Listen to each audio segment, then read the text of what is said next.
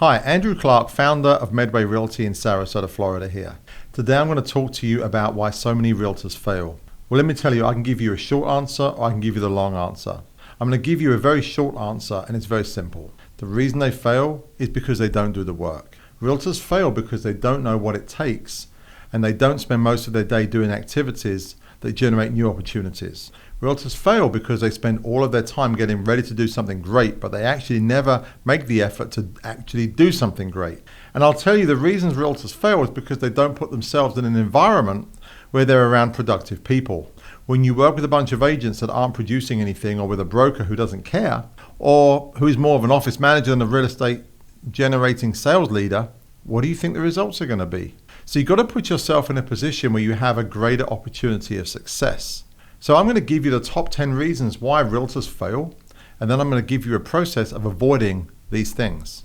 Number 1, lack of prospecting. There's only 4 things realtors do. They prospect, they market themselves, they list or show homes, and they negotiate contracts. So that means if you're not listing and negotiating contracts, you should be prospecting and marketing yourself for the majority of your day. How many hours a day do you spend building your personal brand and looking for new business? It should be 8 hours a day. Because if you're not with a client, that's all you should be doing is looking for new business and marketing yourself. Number 2, poor time management. We get busy doing things that don't matter. We spend time watching videos, looking on social media, walking around the office, wishing somebody would call us. So if you want to make money in real estate, you've got to actually do the work. Focus on dollar producing activities all day and every day. Number 3, you don't follow up. The average response time for the average agent is more than 24 hours. And only 50% of the leads ever get followed up with. You won't make any money if you don't follow up with your leads. Number 4, you don't know what to do. That's not your fault. It's your broker or your team leader's fault for not providing you with the training you need to be excellent in the business. And I think there's oftentimes realtors sabotage their own success because they don't feel comfortable. And the worst thing that could happen is somebody says, okay, I'd like to use you, and you don't know what you're doing. So get involved in coaching and training.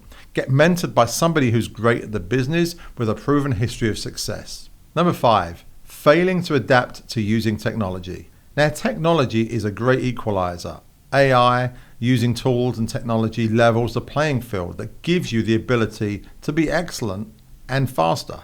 Number 6, they don't have a plan.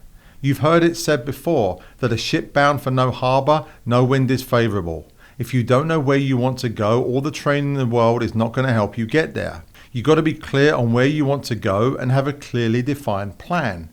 You need to think about how you're building your personal brand, what you are doing that keeps you in front of mind of people that you're working with, and that separates you as an excellent realtor. It's really not okay anymore just to be a realtor. You must be excellent, and the communication and the way that you talk is absolutely essential. The number 7th reason is it's hard. They don't have the resilience. They don't have the staying power. They don't have enough financial resources. They don't have enough fortitude. And it's not a get-rich-quick scheme. It's not easy. And if that's what you're looking for, you're best to exit the business ASAP. Number 8, they don't have enough guts to persist until they succeed. You need to say to yourself over and over, I will persist until I succeed. And then say it over and over again. You have to be persistent or it's game over. Number 9. Poor negotiation skills. Realtors often get into difficult situations with agents that know what they're doing and they don't know how to negotiate. So poor negotiation skills. Number 10, lack of accountability. When you don't hold yourself accountable and you don't have somebody in your life that holds you to account, what happens is the lack of accountability leads to failure. The difference between average and exceptional is that the exceptional people have themselves held to account and people in their lives holding them to account to keep the commitments they made to their family, their faith, their friends, their fun, their systems. So how do we eliminate each of the failures that realtors have and why they fail? When I meet with agents, we hold a target and goal setting session. We break it down, everything they want to achieve in their business. Firstly, you have to have a goal. And then you have to say why it's important for you to hit that goal.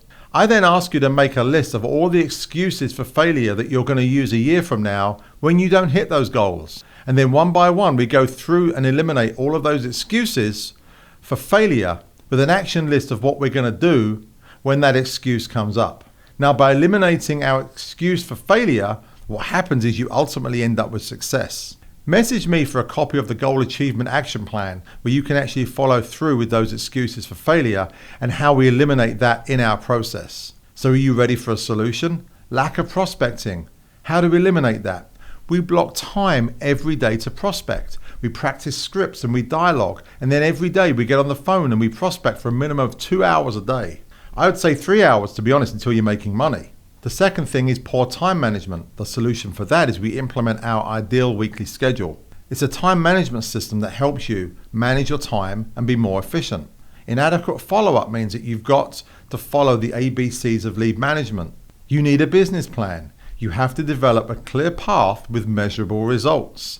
Agents who know where they're going, they've broken it down into their 4 pillars of income, and they're much more likely to succeed than those who never write it down at all. So write down your goal and just do the work. The other thing is neglecting personal branding. So you have to invest time and resources into building your brand. Build a strong relationship. We have some personal branding techniques and marketing, including social media, that we include with our in-house coaching sessions. We help our agents overcome their marketing fears with a positive mindset and surround yourself with people that are focused with the same goals. People that want to prospect every day. Make it easy to prospect every day. When you have a low resilience because you're around a bunch of people who are lazy, that has a negative effect on your business. So look around. Who are your friends? Who are you hanging out with? Are they time-sucking? Are they energy-sucking vampires? Or are they prospecting animals that want to do something different and change their styles and create new opportunities for themselves and their family and to improve their life? In negotiation, when you get into buyer agent mastery and listing agent mastery, there's tools and tips and training on how to become a better negotiation expert. And then lack of accountability. I don't know anybody that's a high performer that doesn't engage with a high energy coach. You must make sure that you have somebody in your life, in your work life, that you are paying to make sure that you keep your commitments that you made to yourself and your family. And I promise you that failure is not an option when you eliminate all of the excuses for failure. Just change your perspective. There are so many great things that you can do, and do them as you want to and grow your real estate business. So decide if you're going to be successful. The biggest thing is making the decision that failure is not an option. And if failure is an option for you, the reality is you're probably going to fail. If you've got a fallback plan like a second job, a part-time job, you're probably not going to make it in real estate because you're going to rely on that as a safety gap. Well, guess what? It's very hard to fail when failure is not an option. So eliminate your excuses for failure. Go through and review the top 10 reasons why real estate agents fail. And one by one, let's go through and eliminate all of those excuses together. Now's a good time to say, hey, I need a broker that will mentor and coach me. I need a coach. Schedule a consultation with me today and find out not only what Medway Realty do for the growth of your business, but how we help you generate an action plan for success and eliminate all of your excuses for failure. Success isn't magical, it's not mysterious. The difference between success and failure is the people that are successful put in the work that the people that sign up for failure are unwilling to do. So my question is this: are you looking for success or are you happy to accept failure? Visit learnworkclose.com today. Find out more about how we can help your business, how we can help you avoid failure, and put you on a solid path to a solid income in your real estate business.